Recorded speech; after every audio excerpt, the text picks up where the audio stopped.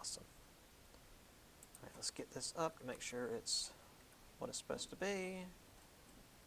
Gonna go to this real quick. Appears to be live. Excellent connection, so it claims. Okay. It's not showing what I wanted to show. There it is. Okay. And that's going to go back to that, because of course it is. All right. So, I guess for my online class, I'm going to shut the test down today, so I hope you guys have taken care of that. You're real bad about waiting to the last minute for this Blackboard test when you know Blackboard is really unstable. Please do that. And also, final paper due the 4th of December. Please do that if you can. And then the final exam will be that week, the week of December 4th. We'll figure that out as we get a little closer. All right. So this is where we ended.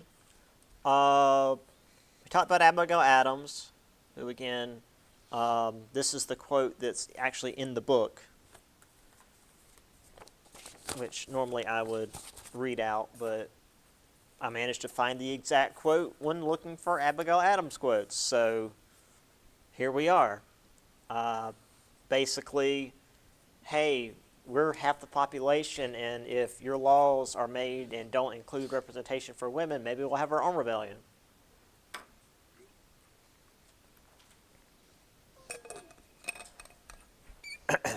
Actually, I should probably turn this down since we were listening to Tom Lehrer. Okay. Meanwhile, we had folks like Benjamin Rush, saying that everyone should be educated. But when he said everyone, he just meant men, because his view on women being educated was that they need to instead just help their sons and brothers and husbands be politically involved, but that was it. They shouldn't be politically involved themselves.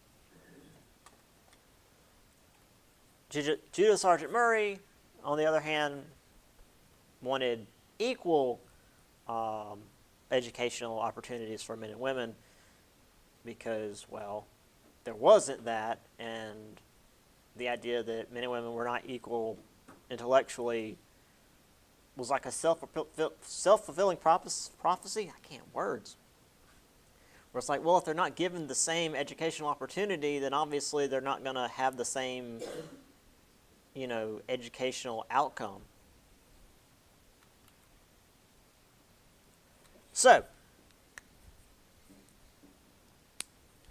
the last section in this part of, or the last bit in this section, I should say, that we didn't quite get to last time. A bit of a crisis, or crises here. So more people were able to vote gradually, which is to say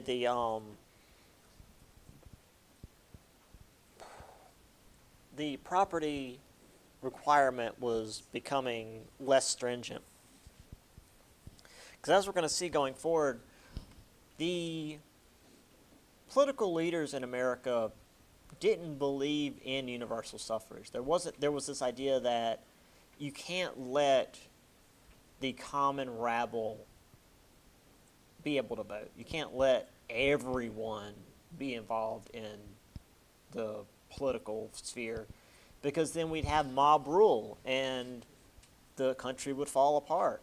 You have to have people who are educated and, in their mind, somewhat wealthy, because those are the only people who can truly lead. There was still this idea of this, not quite nobility, but still a level of classism within early America. So when there were disagreements between the rich and poor, obviously the authorities would side with the rich because, again, they were the ones who were supposedly the true leaders of America. And again, as we're going to see, not just this chapter, but even into next semester with like Andrew Jackson, there was this almost fear of the mob. And when I say the mob, I don't mean like the mafia. I mean like the common people, the unwashed masses taking over. The founding fathers would actually be horrified. You know, there's always you have certain political pundits like, oh, the founding fathers would be horrified at what they would see today. They'd be horrified at the idea that everyone can vote. Like, they wouldn't like that. And not just the racism aspect or even the sexism aspect, but the idea of every man can vote? Nah, you can't have that. Only, like, rich people can vote. Because that's how it was initially. We weren't quite a free, shining city on a hill ideal from the start, that's for sure. So, Shays' Rebellion, there was an armed uprising by indebted farmers in Massachusetts, and it was put down pretty quickly, but the problem was it was put down by the state militia. It was put down by the, Massachusetts militia, not by federal troops, because there were no federal troops. The federal government under the Articles of Confederation didn't have any money to raise any troops. So when this uprising happened, the federal government couldn't do anything. There was no National Guard. There was no, federal agency to do anything about this. They had to rely on, the local militia to take care of it. So the big issue with this was that the new government was shown as being very fragile. You have not missed much because I had to pass out all the tests. This is literally the next slide after the one we ended on.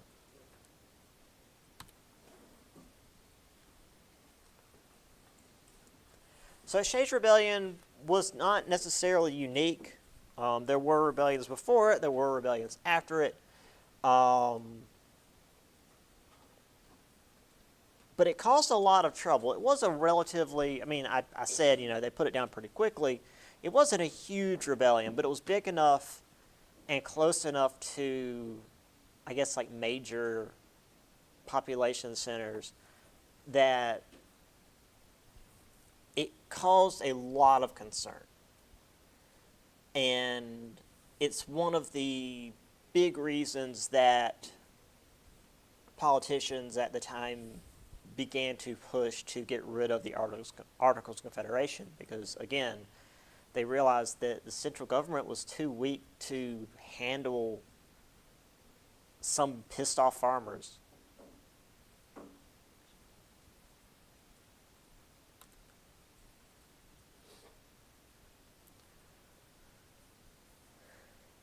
At the same time, there were upheavals in the frontier, settlers dealing with native, Spanish, English troops, and the government couldn't aid them because they didn't have any money and therefore no troops to go and help said frontier settlers,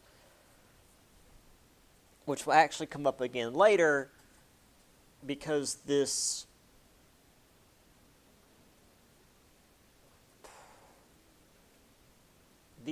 uprisings, this unrest on the frontier is a problem because they're not just causing issues with the natives, which is a whole separate issue, which we'll get into later, but with the British and Spanish, they're on like the borders with these other nations' holdings. And this has been an excuse in the past, not just here in North America, but in Europe and all over the world. If there's unrest near a border and the nation that those people belong to can't put an end to it, can't, take care of things, then the nations across that border will basically take over that region to pacify it, because riots and uprisings and stuff tend not to just stop at a border. They spill over very quickly and very easily and cause issues on both sides of that invisible line. So it's often used as an excuse to take over regions. Anyway, this is all I could really find for the Shades Rebellion. It was more than two dudes fighting in the river. In fact, here we have the militia putting the rebellion down. As you can see, sometimes dudes lining up in formation and just shooting can work out when the other guys are all bunched up. Because most of these that you can see here are not bayonets on rifles, they're just pikes. They're just sticks with, well, sometimes they're just sticks. Sometimes, and usually they're sticks with, like, blades on the end. But a musket tends to have better range than that.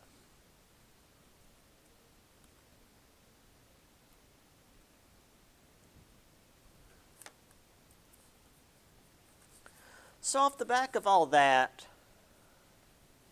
we have a lot of politics. So the next section is just a bunch of politics, and it's not going to be quite as exciting as, the actual fighting, but it's important for where we are, so let's get into that.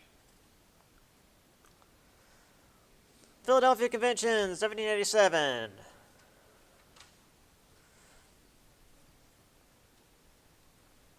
So, the delegates who went to the convention were white, educated men who had property. Again, as I said, the ones who felt like they should be the ones voting. But obviously, they were a relative minority in terms of the actual size of the number, or the actual number of people in the United States. So, they realized that if the rest of the Americans realized, oh, hey, there's these rich white guys going to change the government, it might cause some issues. So they went in secret. So there was a whole lot of back and forth. And this is really, really shortening things, but again, this is all political shenanigans, so I can't really get too much into it without falling asleep. So it boiled down to two main plans. The Virginia plan, strong central government with two houses.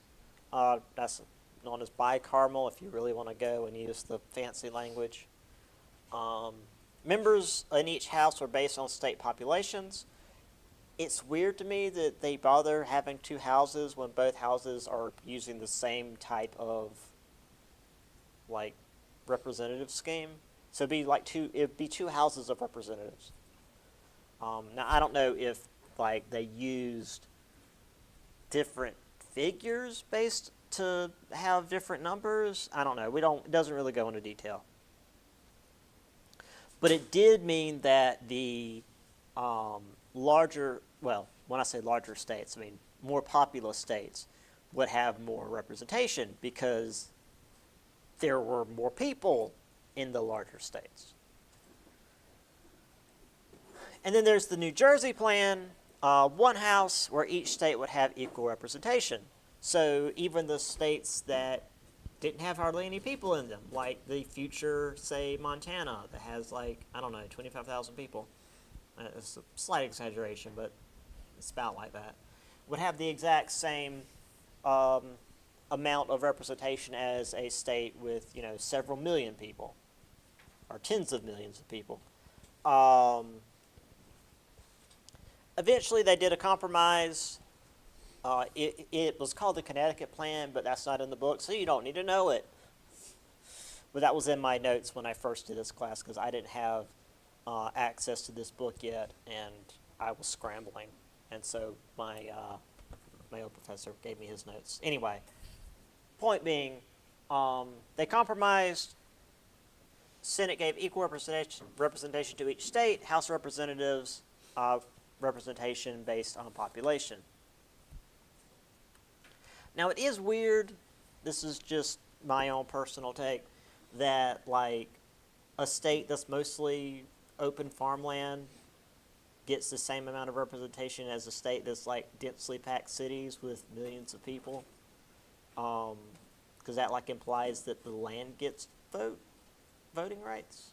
I don't know, because it's the people that are being represented, right? Not the state is its own representative entity. I don't know. It's strange. It's a weird idea to me.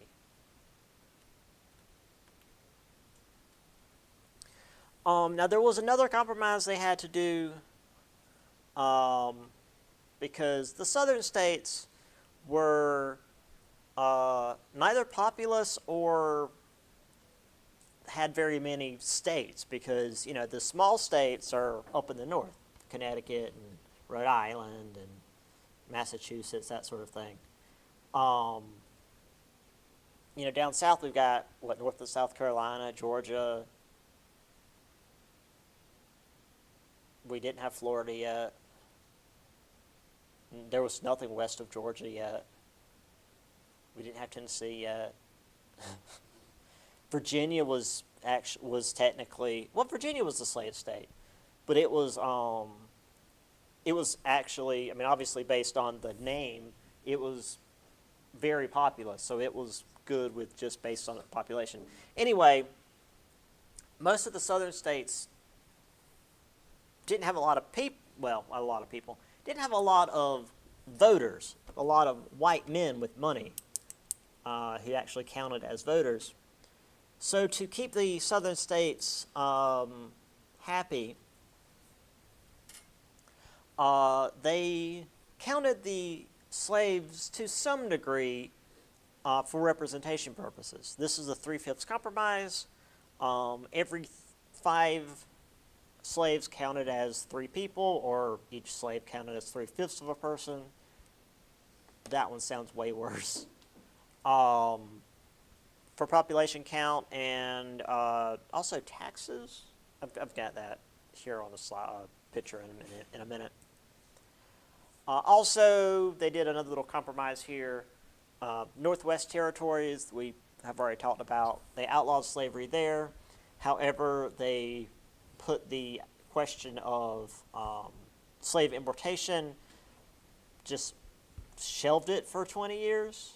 That was something that you saw a lot back then, was just like, okay, well, there's this really problematic question that's going to cause a lot of issues. Let's leave it alone for basically a generation. Let the next people deal with it. Because, you know, unlike today, people weren't in Congress for 60 freaking years. They died before then.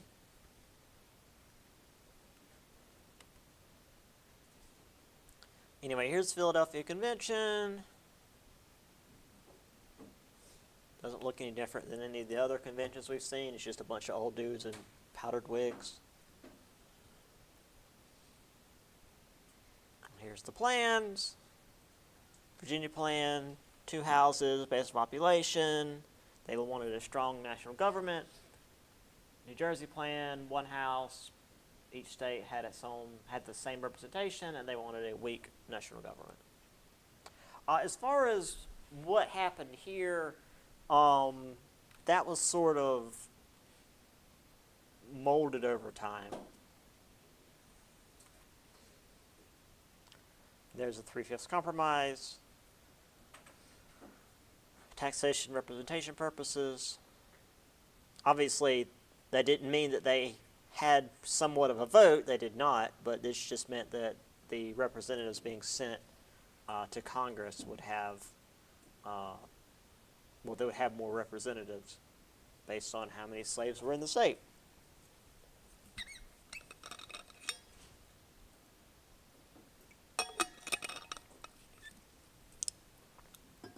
So this is the plan.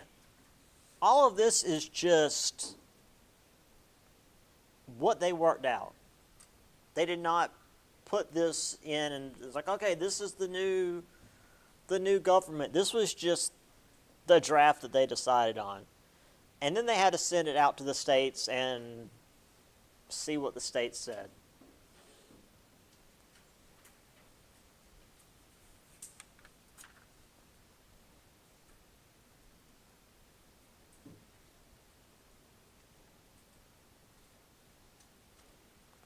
So, as I said, they didn't approve or reject the Constitution. They're just like, okay, this is the best we can do. We're just going to send it to the states and see what they say. So this resulted in two groups. You've got the Federalists, supported ratification. They were largely situated in the more populous towns. Believed that a strong central government was necessary for the economy and, the country overall. They were famous for the Federalist Papers, which they're still, copies of today, written by Madison, John Jay, and Alexander Hamilton.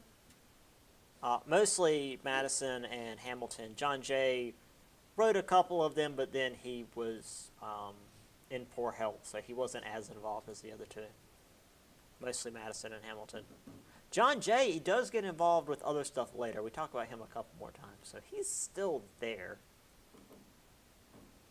So in Federalist number 10, Madison suggested that in a big government there would be factions, but they'd have to work together. Oh, can you imagine? Can you imagine the groups in a government working together? So, the Federalists liked the idea of the Constitution, and those that didn't like the Constitution had a very creative name. Ready? The Anti-Federalists. Very, very creative. They also didn't have a lot of original ideas. They just didn't like what the Federalists wanted. They stood against ratification. They thought that a strong central government would lead to tyranny. Compared to the Federalists, they tended to be from more rural, less wealthy areas. Now, one thing they did bring up that actually managed to stick around was concerns about a lack of Bill of Rights. Now, this wasn't something that was new and original, but it was something that hadn't been brought up during the Philadelphia Convention. And a Bill of Rights was something that had been put in many state constitutions, in particular Virginia. But when this, national constitution was being suggested, there wasn't any Bill of Rights. Nothing like that had been drafted, and the Anti-Federalists, rightly so, were like, hey, what about, rights guaranteed to individuals?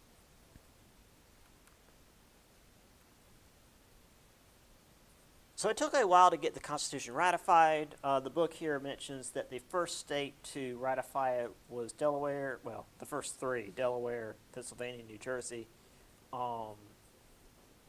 in December of 1787. But the last were Virginia, New York, and it also shows North Carolina, 1788. So it was like the next year before they got around to it. And they wouldn't agree until a Bill of Rights was guaranteed. And we'll get to the Bill of Rights. It's actually rather interesting. how even that took form. Which, if you're not familiar with the Bill of Rights, is the first 10 amendments to the Constitution.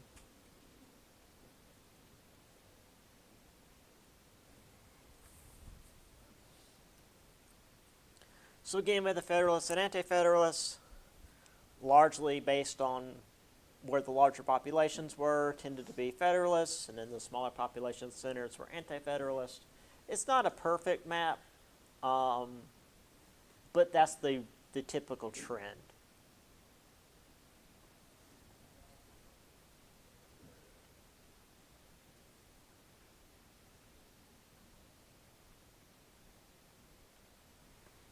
Hamilton, primary force in the Federalists. Madison, also right there behind him. Hamilton and Madison were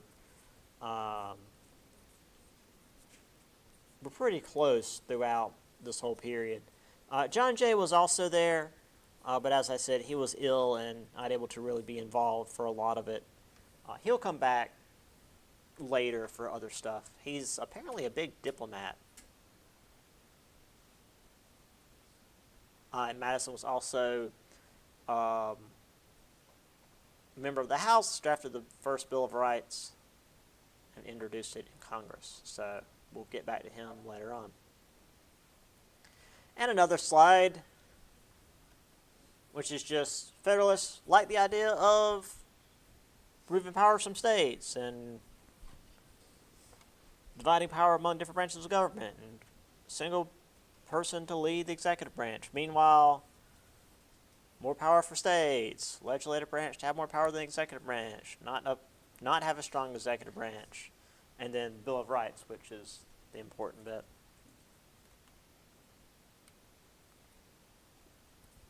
Well, this is a neat one. I like when I can find stuff like from that time. This is the pillar of the Great National Dome. You've got 11 out of 13. North Carolina is the next to ratify, and the final one was actually Rhode Island. Foundation is good. It may yet be saved. They're very, very dramatic. All right. So the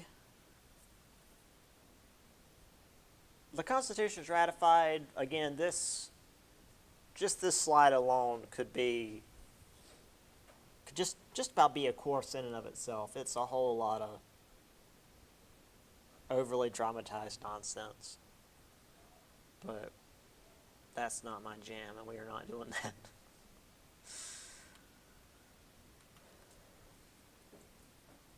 So the political leaders of the time, in particular, especially Washington, were hoping that the Federalist, Anti-Federalist partisanship would go away once the Constitution was ratified because, what they were fighting over is now taken care of and they can put their issues behind them.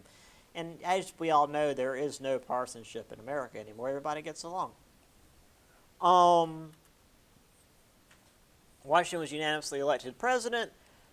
I don't actually know if anybody ran against him or if it was just like, because I feel like from the start, nobody would even want to run against him. It's like, no, there's nobody else that we would want to be president. Why would anybody want to run against him? Or if this was a case of the way, because as we're going to see later on, whoever gets the most votes becomes president, whoever gets the second most votes becomes vice president, and it's a nightmare. So rather than like you choose your running mate, and if you win, you and your running mate become the president and vice president, you become the president and your opponent becomes the vice president. It's awful. Anyway, they were sworn in April 30th, 1789 in New York City, which was the capital at the time. It goes back to Pennsylvania, or to Philadelphia for a little while, and then eventually they changed it to what is now D.C. You guys don't need to know that date. Washington established the 4 departments: State, War, Treasury, and Justice. Thomas Jefferson was made Secretary of State because, again, he was the paperwork guy. Obviously, he was the candidate for Secretary of State. That's just the easy choice. Henry Knox was made Secretary of War. He was the one that delivered the cannons from Fort Ticonderoga to Washington during the Revolutionary War, so that Washington could bombard the hell out of the British to get them out of Boston. So, again, easy choice. I almost feel like if Benedict Arnold hadn't switched sides, he might have made Secretary of War, because he was so important during the war. Hamilton was Secretary of Treasury. Again, he's the economics guy. There's no better choice than Hamilton for this. And Edmund Randolph was made the Attorney General and head of the Department of Justice. Edmund Randolph, I don't think we're ever going to see again, other than an image I'm going to show here in a minute. But he's basically the head of the about-to-be-formed Supreme Court. Speaking of which, Congress had a lot to do. They formed the first Supreme Court, established with the Judiciary Act of '89, and the Bill of Rights, which, speaking of, the Bill of Rights, which again, as I said in the first 10 amendments, originally more than 200 proposals, which James Madison went around and collected. They pared it down to 12, and in 1791, 10 of them were ratified into the Bill of Rights. I'm curious as to where those other 2 went. I had a student yesterday mention that one of them apparently became the 25th Amendment, like 200 years later.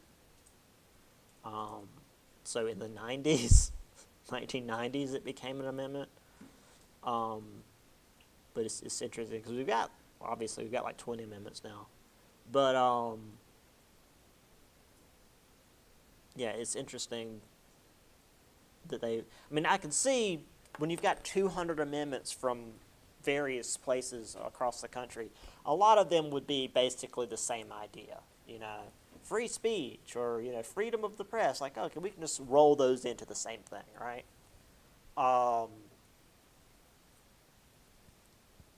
But once it gets down to like 12, you've got to toss some that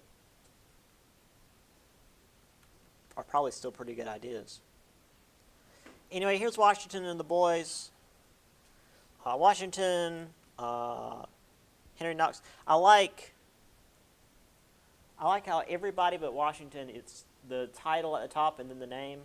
But for Washington, it's President George Washington. I didn't notice that until today. Where's my mouse? Over here. There. Secretary of War, Henry Knox. Hamilton's up here.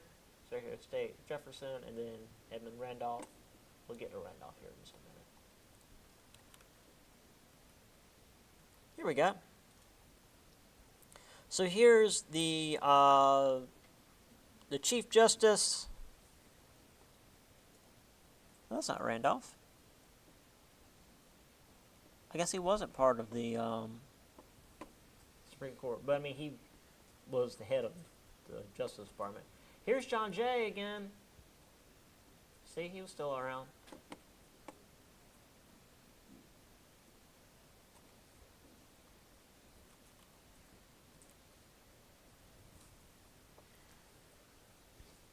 And here is James Madison introducing the Bill of Rights. In fact, this is reading from the very first amendment. The civil rights of none shall be abridged on account of religious belief or worship, nor shall any national religion be established, nor shall the full and equal rights of conscience be in any manner or any pretext infringed.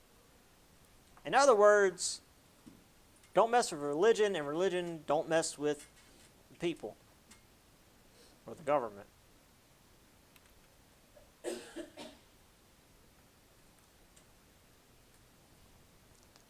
All right.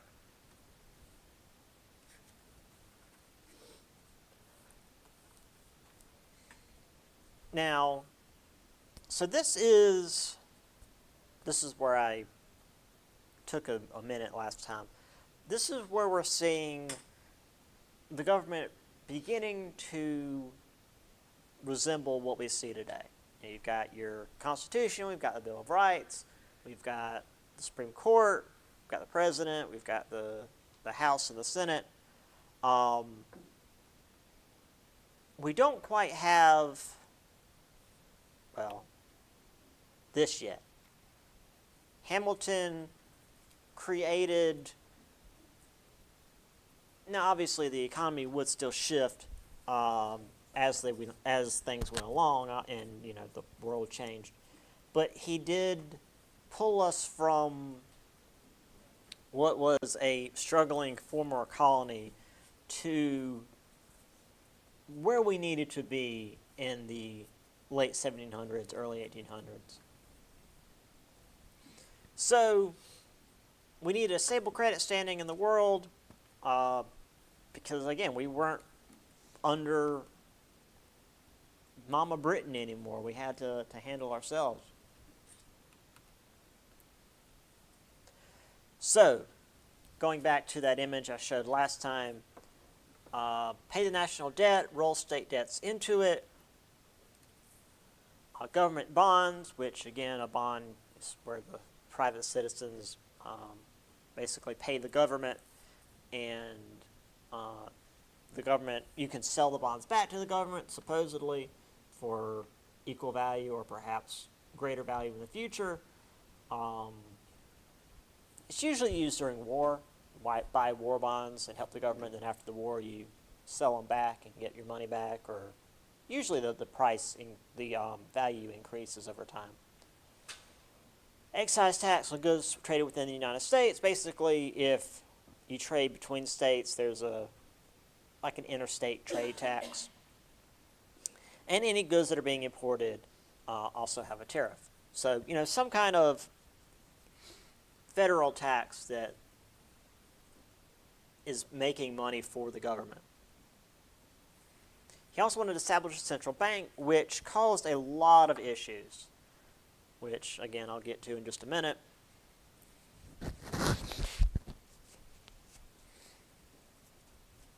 Now, from the start, there were issues with trying to pay debts off at face value, because a lot of the people who did buy bonds during the Revolutionary War had sold them off to speculators at a fraction of their value, because, well, the government was unable to buy them back because the government was broke, and the people were desperate. They needed money then because, a lot of times you need to eat right then.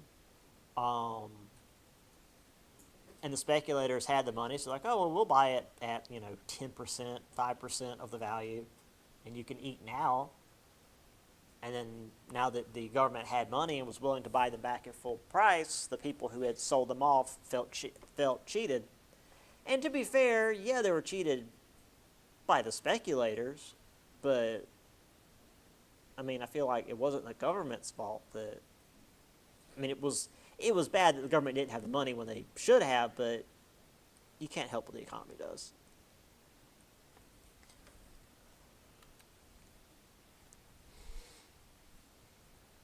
Virginia also didn't want the government to take on state debts because Virginia had already paid off its debt. This one I described also to my Tuesday, Thursday class. This one is like squabbling children. It's like, oh, well, I already did what I was supposed to do, so now you helping everybody else doesn't help me. Like, boo-hoo. What do you want? Well, apparently they wanted the capital to be moved to the Potomac River, basically where D.C. is now. D.C. is on the border between Maryland and Virginia. And it's not a good spot. It's in the swamp. We'll talk more about that later on. D.C.'s in a really awful place. Um, so they moved the capital, which was in Philadelphia at the time. Like I said, Washington was inaugurated in New York, and then they moved the capital to Philadelphia because that's where essentially the government began. But then, because Virginia had its feelings hurt, they promised to move the capital to, it was what called Washington City for a while until Britain burned it down. But it wasn't completed until John Adams' second term. So Washington never saw D.C. or Washington City, or at least he never saw it while he was president.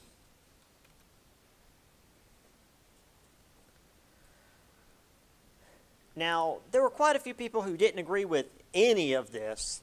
In particular, Jefferson and Madison, very vocal about their opposition to what Hamilton was doing.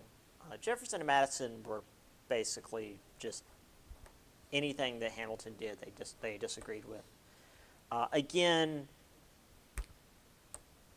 you just have Hamilton and Jefferson. They were always at odds. And while technically it wasn't covered by the Constitution, and again, this was like, they brought this all the way to the Supreme Court because Jefferson was real pissy about this. And it's funny because just keep this in mind. Jefferson is a constitutional literalist. It has to be in the Constitution, otherwise it's not something that the government can do. So the National Bank is not something in the Constitution, therefore the government shouldn't be able to do it. But basically everybody but Jefferson and Madison were like, this is a great idea. It's going to help the government. We're voting for it. And they let it happen. So the First National Bank of America, seen here, was voted on nearly unanimously. Just punch the mic, sorry guys. And yeah, we got our national bank. And now that said, it had to be renewed every couple of years, and that's going to face some issues. But we're going to see Jefferson, once he becomes president, face a similar issue. But we'll get to that later on.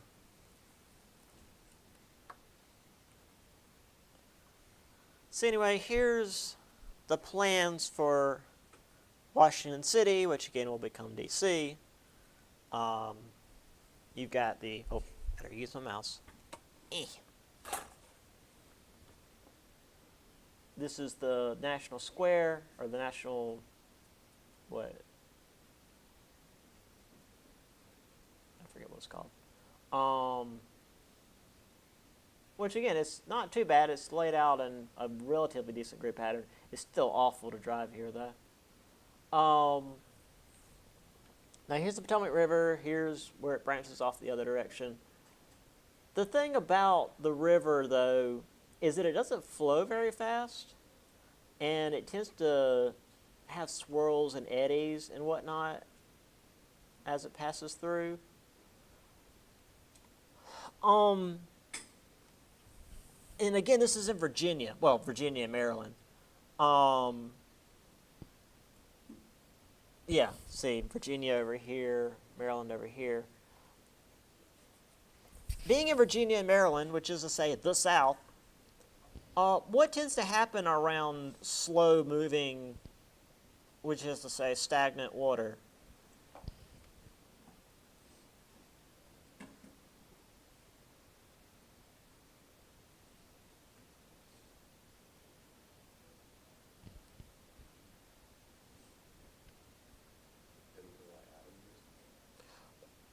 It grows a lot of things.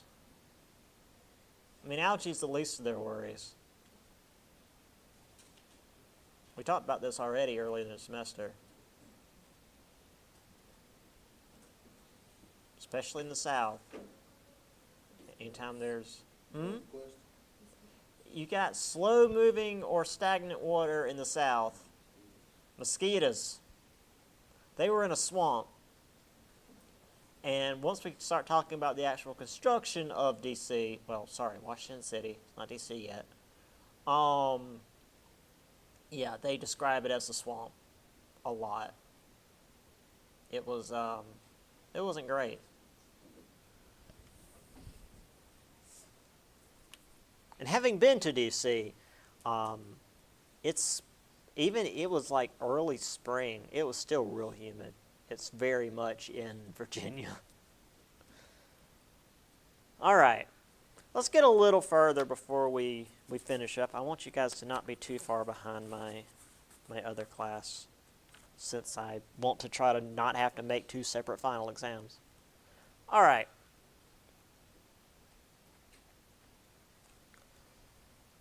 So as we said, Jefferson and Madison disagreed with Hamilton, just in general. I mean, he could have suggested something for lunch, and they probably would have disagreed with him. And also, as I've said, Jefferson was real big on the United States having an agricultural base. And then we had this little event known as the French Revolution. That's kind of where we start my 104 class, my European history class. The French Revolution is a huge deal in Europe. It really changes the face of things pretty much permanently. So this disrupted European food supplies. So America was able to export, crops and whatnot to Europe. And while that's all well and good, Europe's buying lots of food from America, and that's certainly good for American farmers. There were political implications that led to concerns. So, if you recall, France was a big help during the Revolutionary War. And France, or at least the French people, were attempting to overturn a monarchy and establish a republic. So, one would think we here in America would have been all up in this. We'd have been sending at least supplies, maybe even troops, been behind this all the way. A lot of Americans were very supportive of this, especially Jefferson and Madison. However, the French Revolution, because it wasn't an Atlantic Ocean away from the royals it was fighting, got very violent very fast. Priests, aristocrats, and royals were being executed, and the Federalists, those who, as I've said, believed more in a higher class of people actually ruling, even with the whole lofty ideals of a republic, they still believed in, the common man being ruled by a more educated elite. They became worried once the mob rule began in France. And things did get a little out of control in France. Robespierre was killing a lot of people. So by 1793, we passed the Neutrality Act, basically saying that any belligerent nations, mostly France and Britain, but by this point, France was fighting basically everybody in Europe. And also after 1799, this was when Napoleon took power, and Napoleon was in power for another 10 to 15 years. So Um, Europe was on fire for a long time. Anyway, we prohibited any nations that were at war from using American ports, so we would send ships out, which increased trade, so good for us. Edmund Genet tried to pull America into the war, which resulted in more attacks on British and Spanish ships, because, obviously the French were out there in full force. However, with British and Spanish ships being attacked, the British began hitting American ships that were suspected of carrying French goods. Because, you can't be supplying our enemies, we're going to take your ships. So this resulted in our boy John Jay, he's back. He was sent to England to work out a settlement to try and, get our boys back, get our ships back, or at least pay for the damage caused. However, he could not prevent the Navy impressment that was going on. So this wasn't quite the same as what had been going on prior to the Revolutionary War, where Britain would just roll in and grab sailors. The argument here was that a lot of British sailors were basically leaving the Navy and escaping to America, and mostly escaping to American ships. And so the British were stopping American ships to look for these deserters. 1789, 93. It had been a whole 10 years since we finished our war. There wasn't a big difference in Americans and British yet. So they would just be like, oh, well, you look like British sailors to me. We're gonna pull you into the Navy. So they were still capturing American sailors and putting them into the British Navy, which continues for a couple more decades. Anyway, here's the Bastille. This is France's big day, July 14th. Again, if you tap my 104, we'll talk more about this. There's 1793 neutrality, if you want it more simply. Genet. I think that's Genet. Yeah, because then I've got John Jay here. All right, we'll get to the Whiskey Rebellion next time. Next week, yeah, because today's Wednesday. Yeah, see y'all later on. Turn your tests in. Thank you. Thank you. Thank you. Thank you. Thank you. Thank you. Thank you. Thank you. Thank you. Thank you. Thank you. Whoop, sorry about that. Thank you. Thank you. Thank you. Thank you. Thank you. Oops.